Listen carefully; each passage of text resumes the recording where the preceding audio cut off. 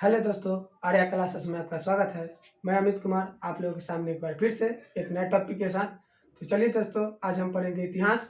और इतिहास में मध्यकालीन भारत से एक टॉपिक है जिसका नाम है विजयनगर साम्राज्य में आने वाले प्रमुख विदेशी यात्री। तो चलिए दोस्तों, आज हम पढ़ेंगे यानी विजयनगर साम्राज्य आने वाले प्रमुख विदेशी यात्री या विदेशी यात्रियों के बारे में। विजयनगर साम्राज्य में आने वाले विदेशी यात्री, हमने यहाँ पे लिखा है यात्री, और वह किस देश का था वो, और वह कब आया था यानी समय, यानी किस ईस्वी में आया था, और उस समय भारत पर यानी विजयनगर साम्राज्य में किसका शासनकाल था। चलिए दोस्तों, हम एक एक करके सभी के बारे में पढ़ते हैं। इसको पढ़ने से पहले थोड़ी सी जानकारी हम आपको बताना चाहते हैं कि जैसे में आपसे पूछेगा कि विजयनगर साम्राज्य की स्थापना जो हुई थी यह तुगलक वंश के शासक यानी मोहम्मद बिन तुगलक के शासनकाल में हो गई थी। कब दोस्तों? तो 1336 ईस्वी में। कब? तो 1336 ईस्वी में। और कहाँ? तो कर्नाटक में, वर्तमान में कर्नाटक। और किसने की थी विजयनगर साम्राज्य की स्थापना? तो हरिहर एवं बुक्का नामक दो भाई थे। हरिहर एवं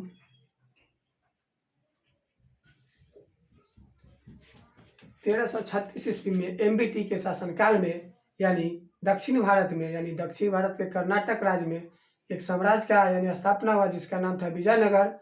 और विजयनगर साम्राज्य की यानी स्थापना किसने किया? तो हरिहर एवं बुक्का नामक दो भाइयों ने, यानी अपने गुरु विद्याधरण के आशीर्वाद से। चलिए दोस्तों, हम यहाँ देखते हैं यात्री, यानी पहला है निकोलो कॉन्टी। कौन है दोस्तों? तो निकोलो कॉन्टी। निकोलो कॉन्टी भारत में कब आया? तो 1420 ईस्वी में।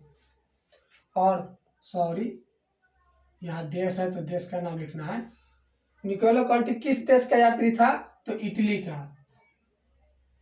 निकोलो कॉन्टी किस देश का यात्री था? तो इटली का। और यह भारत में कब आया? तो 1420 ईस्वी में। कब? तो 1420 ईस्वी में। और उस समय यानी विजयनगर साम्राज्य पे किसका शासन काल था, यानी राजा कौन था विजयनगर साम्राज्य का? तो हमारा आंसर क्या होगा? तो देवराय प्रथम।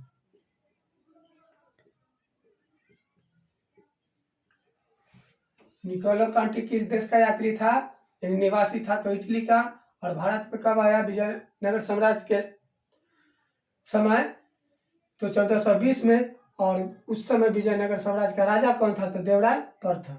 अब देखिए दोस्तों, देखते हैं अब्दुल रज़ाक।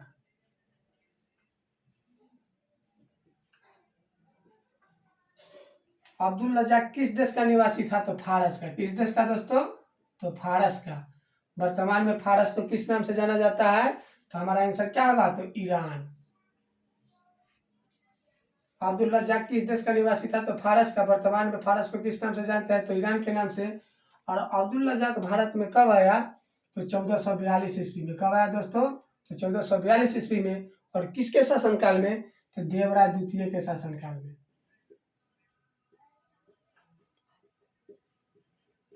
आपसे क्वेश्चन पूछेगा कि अब्दुल रज़ाक भारत में किसके शासनकाल में आया था? तो हमारा आंसर क्या होगा? तो देवराय द्वितीय। अब्दुल रज़ाक भारत में कब आया? तो 1442 ईस्वी में। और अब्दुल रज़ाक किस देश का निवासी था? तो हमारा आंसर क्या होगा दोस्तों? तो फारस। और फारस को वर्तमान में हम किस नाम से जानते हैं? तो हमारा आंसर क्या होगा दोस्तों? तो ईरान। अब देखिए दोस्तों, तीसरा है नुनीज। नुनीज यह किस देश का निवासी था? तो हमारा आंसर क्या होगा दोस्तों? तो पुर्तगाल। नुनीज किस देश का निवासी था? तो पुर्तगाल का।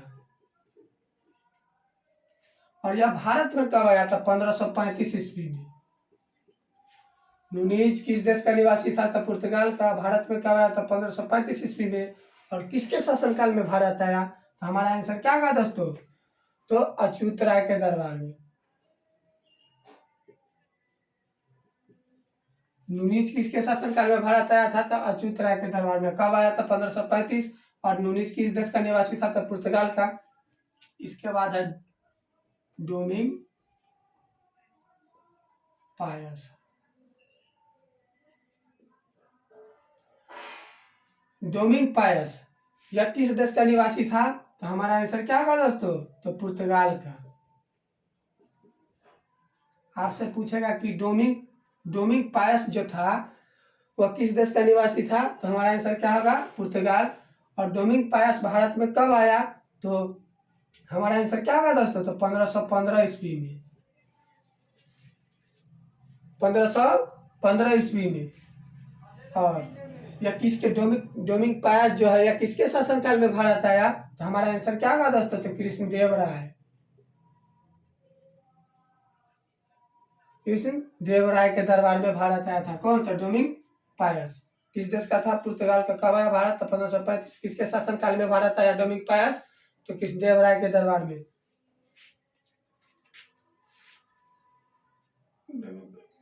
अब है एक बारबोसा।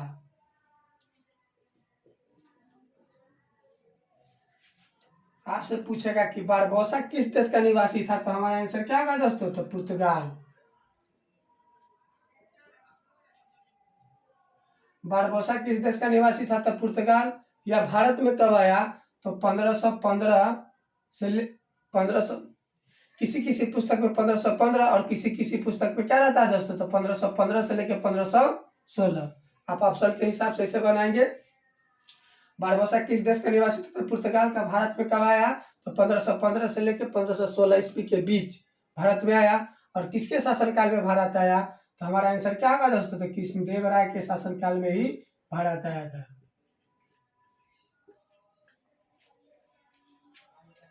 चलिए दोस्तों, इसे हम एक बार फिर से रिवाइज करते हैं।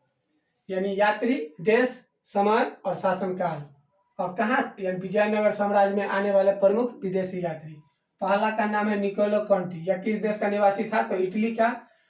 यह भारत में कब आया? तो 1420 में। किसके शासनकाल में भारत आया? तो देवराय प्रथम के। अब दूसरा का है अब्दुल रजाक। यह किस देश का निवासी था? तो फारस का। और फारस को वर्तमान में हम किस नाम से जानते हैं? तो ईरान। और कब आया यह अब्दुल रजाक जो है भारत में? कब आया? तो 1442 में। और किसके शासनकाल में भारत आया? तो देवराय द्वितीय के शासनकाल में। और नुनीज किस देश का निवासी था? तो पुर्तगाल का। और यह कब आया भारत में? तो 1535 ईस्वी में। और किसके शासनकाल में? तो अच्युत राय के शासनकाल में भारत आया था। अब है डोमिंग पायस किस देश का निवासी था? तो पुर्तगाल का। यह भारत में कब आया था? 1515 में। और किसके शासनकाल में? तो कृष्णदेव राय के शासनकाल में। और अंतिम है बारबोसा किस देश का निवासी था? तो पुर्तगाल का। यह भारत में कब आया? तो 1515 से 1516 ईस्वी के बीच। और यह किसके शासनकाल में भारत आया था? तो कृष्णदेव राय के शासनकाल में। और कृष्णदेव राय को हम अष्टदिग्गज के नाम से जानते हैं। किसके नाम से दोस्तों? आपसे पूछेगा कि अष्टदिग्गज के नाम से किसे जाना जाता है? तो हमारा आंसर क्या होगा? कृष्णदेव राय।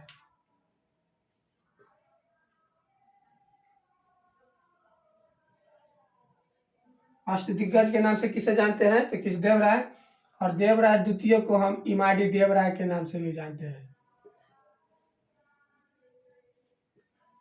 आपसे पूछेगा कि इमाडी देवराय किसका उपनाम था? तो हमारा आंसर क्या होगा दोस्तों? तो देवराय द्वितीय, या इसे ही हम गजवेक्टर भी कहते हैं।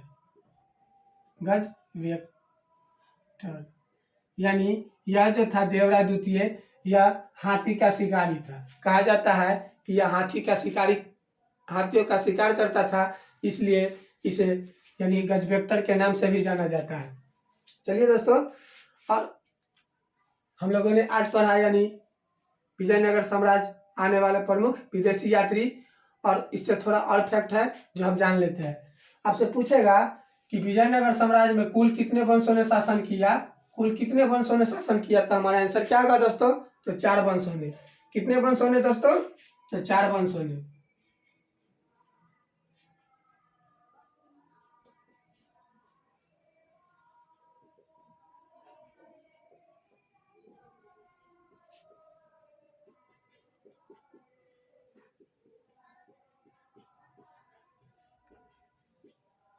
तो हमारा आंसर क्या हो जाएगा दोस्तों? तो 4। यानी प्रथम का नाम था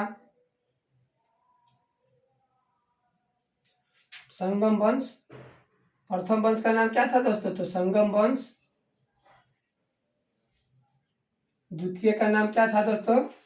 तो सलूब वंश।